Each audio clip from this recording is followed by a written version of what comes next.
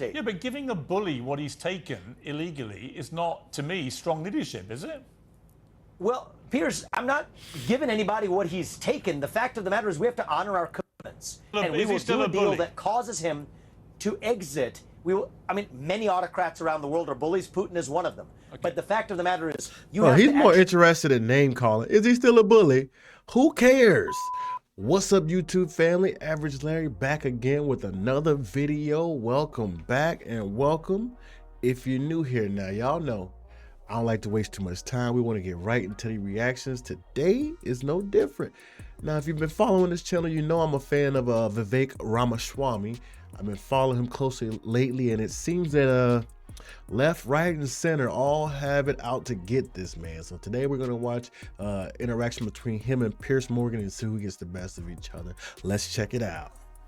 Well, I've got my pack waiting to comment on that Sadiq Khan interview, but also to talk about my next guest, because the 2024 presidential race so far looks like to be a rerun, potentially, of Donald Trump against Joe Biden. But this weekend, a groundswell of commentators claimed that Trump could yet be disqualified from the ballot altogether over his alleged attempts to inspire insurrection.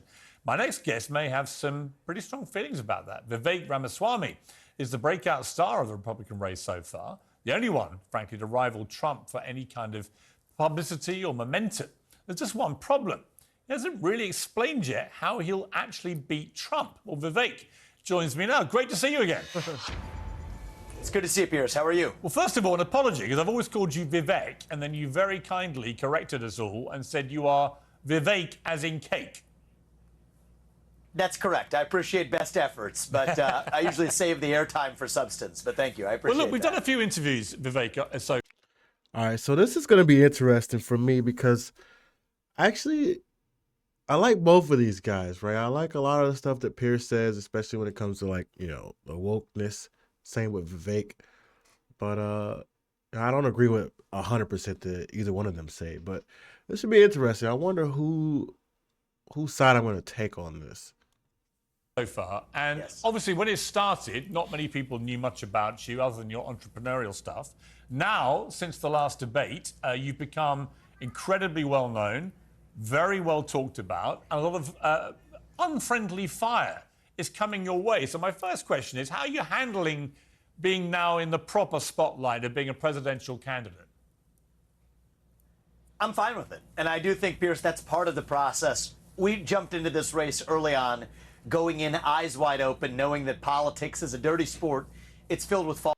You know, ever since Chris Christie said he sounds like ChatGPT, I cannot not hear it, though. He does have a very robotic-y, like AI type voice. Falsehoods. You may have seen a report over the weekend that actually one of the other candidates, especially the way he says country. I don't know if he's going to say it or not, but listen when he says country. It's like country. super PACs was taking credit to their donors for the attacks that have been manufactured against me. That's okay. I can handle it. And to tell you the truth, if I'm asking the people of this country to ask me to represent the U.S. across the table from Xi Jinping, I better be able to sit across the table from other candidates or from left-wing media or anybody else. And so we're doing just fine with it.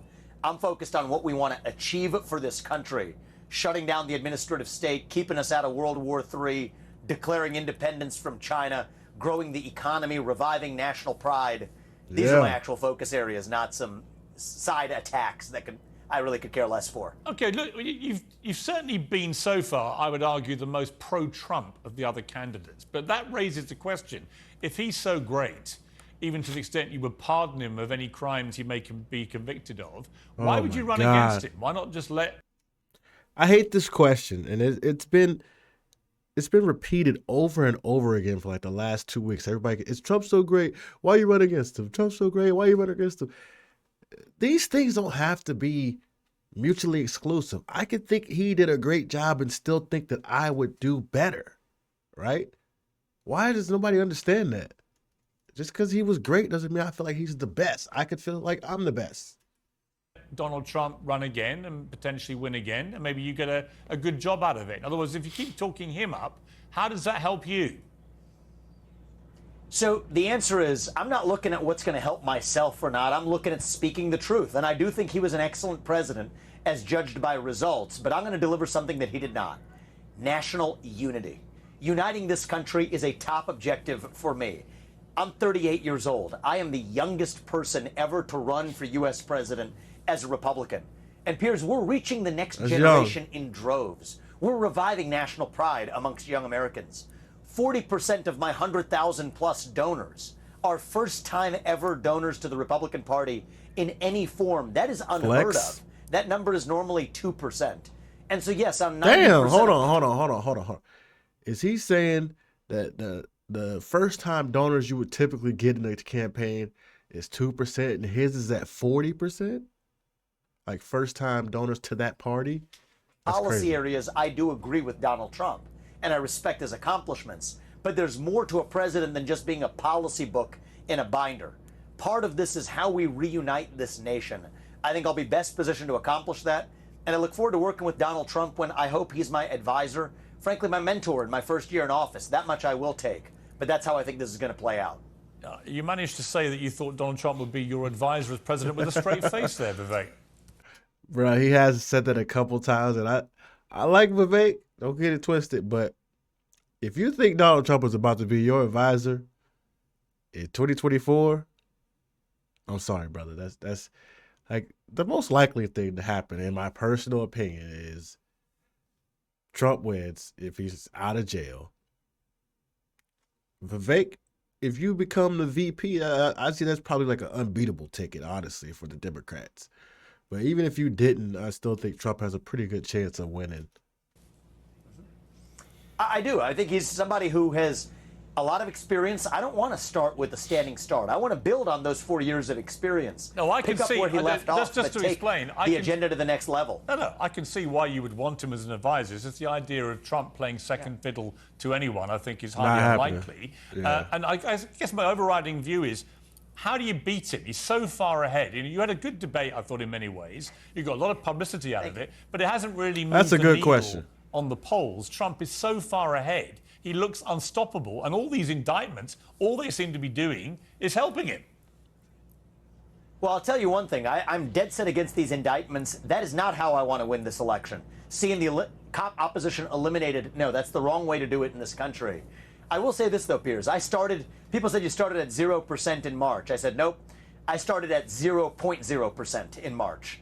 I'm now a solid second or third in nearly every major national poll that's coming out. That's good. And many people in this country didn't even know who It's still like 40% off. I was 6 months ago. Most people couldn't pronounce my name until 2 weeks ago. And so the fact of the matter is we're on our way up. I'm still introducing myself to the country. And I'm confident that we're going to be successful. Okay, I'm talking to you let me ask you this. from a farm in New Hampshire. We're meeting voters, and I think we're very confident about where we're headed. You are going to have to take the gloves off with Trump at some stage, maybe on a debate stage. So what don't you like about Donald Trump? I see this is a disingenuous question right here. Like, why does he have to not like something about him to feel like he can do better?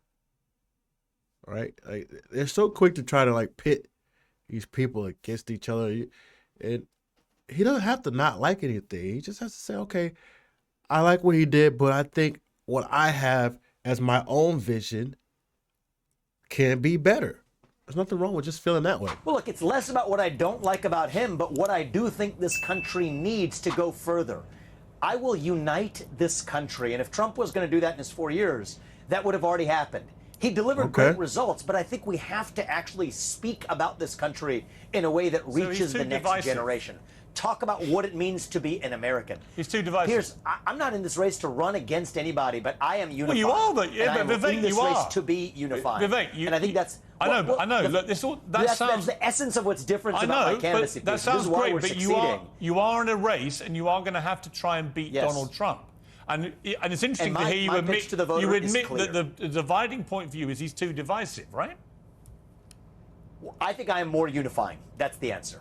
And I think that that's more important. And the way we're going to unite this country the non-answer, is not but by it's tearing a down good other answer. people who have made great contributions to this country, Donald Trump being high on that list among them, but by actually articulating what this country stands for, answer what it means to be an American at a moment where we're in the middle of a national identity crisis. Fill that void in the heart of the millennial generation and younger with an actual vision of national identity instead of woke poison or any other poison that fills that void. That's how we win. Well, you have a lot of things, We've been running Vivek. from something for a long time. We got to start running to something. Okay. That's what I'm doing. There's a lot of stuff about you I really like. You know, you come on my show a lot, which I love, and you do a lot of interviews, and you're up front, and you take the tough questions. You go on lots of places That's where you true. might get a hard time. He's I everywhere. love the energy, I love the dynamism, and everything else. But there are aspects of some of your policy stuff which I really don't like. One of which is your position on Ukraine. Oh, And God. How did I know he was going to go to Ukraine? It's like everybody is stuck on this Ukraine thing. And, all right, I want to hear his question, because even if you disagree with the man's policy, you have to admit that he's the only person that actually is like trying to put out something that will end the war, not just funneling money to something that seems, honestly, a lost effort. I want to read you. This is a tweet that you did on the day the war started. Putin is a bully. The way to stop a bully is to punch him in the nose, you said. Now your position is you should just give, unless I'm wrong, Ukraine should just give Putin the land he's stolen with his illegal war. I don't know how you equate those two statements. So, Piers, I think there's two things here. One is we should have never been in this situation in the first place. Because if the U.S. actually had energy independence, if we drilled, we fracked, we were a net exporter of energy, Putin would have never had the leverage to go after Ukraine. But now being where we are, it is our job to make sure that we secure peace and advance American interests without sleepwalking into World War III. That is what I'm leading us to do. And I think have you moved? The answer is I don't want to. Okay, but how have you moved from a guy who illegally invades a country, a democratic sovereign country? Yes. What? I don't like when the way he's framing the question right there. He says, illegally invades a country, a democratic sovereign country. And I don't know if anybody knows, but like Russia and Ukraine have had like a very long standing battle over territory. Just the term illegal is like, I guess, by what laws would you consider it illegal? Right? By American laws? Because it's not America. You said the only way to stop this bully, Putin, is to punch him in the nose. But when Ukraine, in my view, valiantly fight for their territory and their people, and Putin still takes a load of their land, your answer to the bully is to now give him what he's taken illegally. No, that's not correct, actually. It's going to be to require a major concession from that bully so that we don't ratchet this up to the next level. It's a third of the country you want to give him. No. Piers, I think you either, and it's not your job to know every aspect of everything I've said. If you're questioning on me on it, I would ask you to know what I've said countless times. I would actually require Putin to exit his military alliance with China.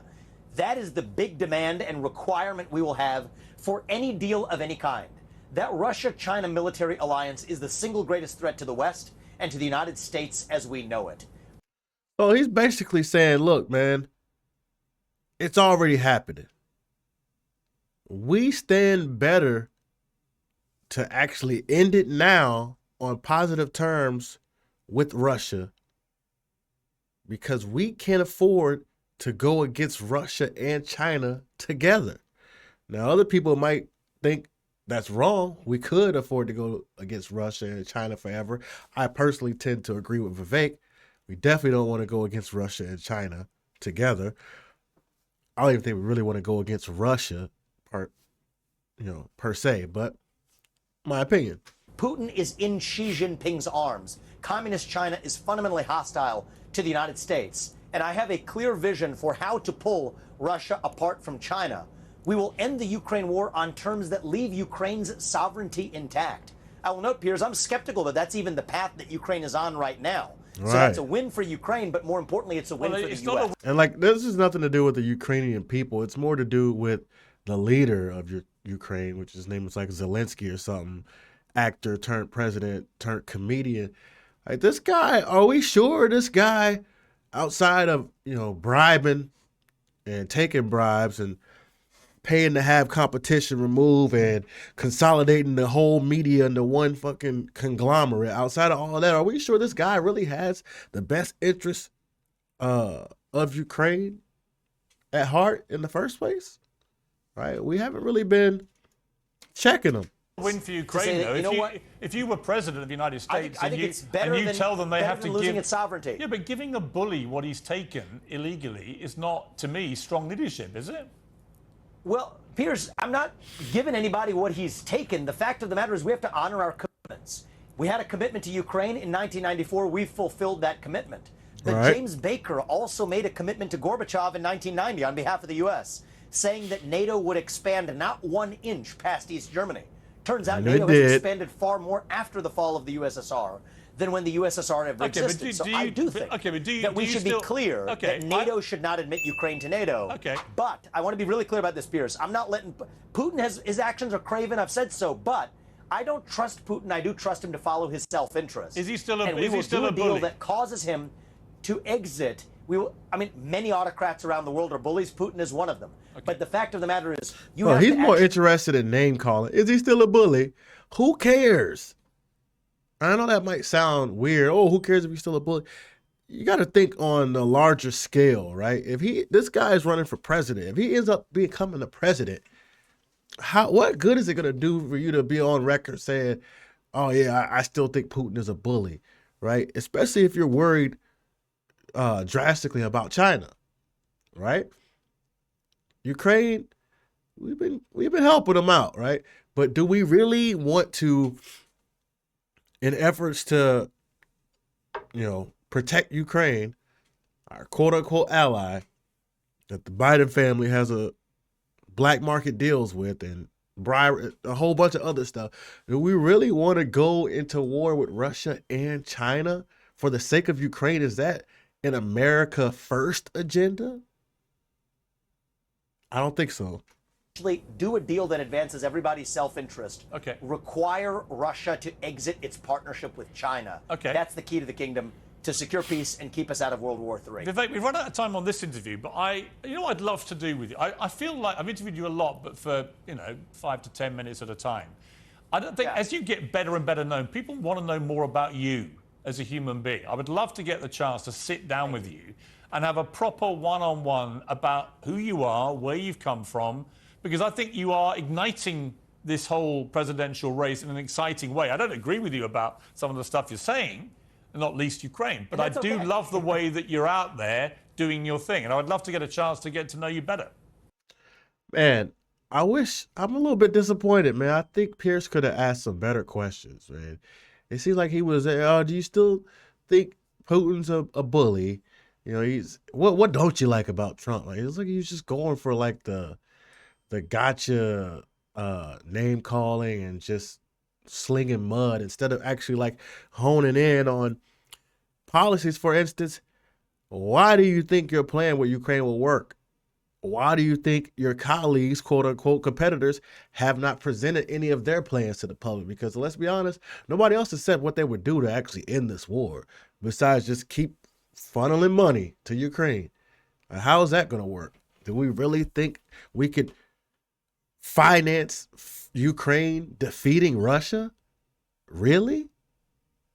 I highly doubt it. So at some point, somebody's going to have to come to the table and make a deal while thousands of people are dying out there in the real world.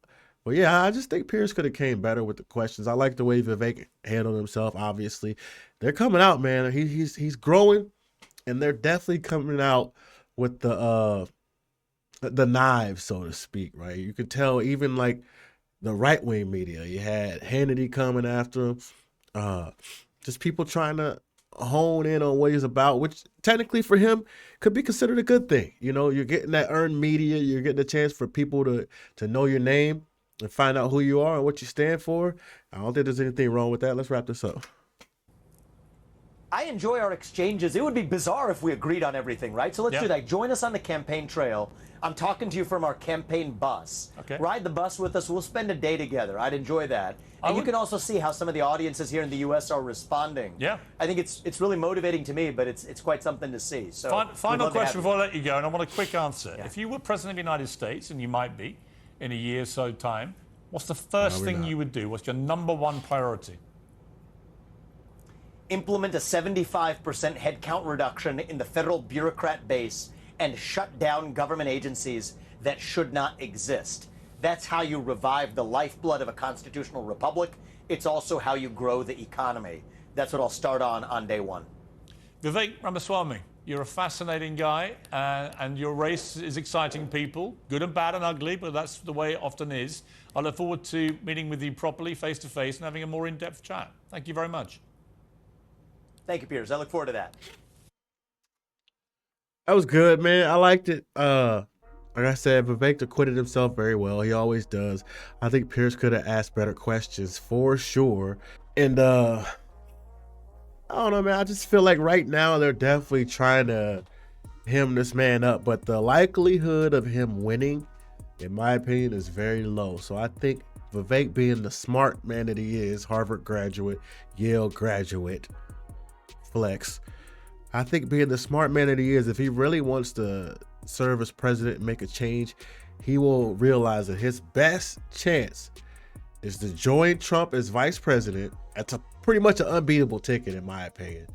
And then after 4 years, make a good pitch to get another 4 as president, potentially 8 as president. Because Trump is so far ahead. Like, nobody else, unless he gets hemmed up with court and like jail time, nobody else is out there is actually going to beat him, man. So I guess you're vying for second place just in case, and then slide in as VP. I don't know.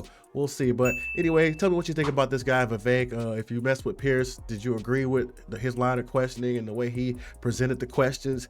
Let me know in the comments. Until next time, as always, one love.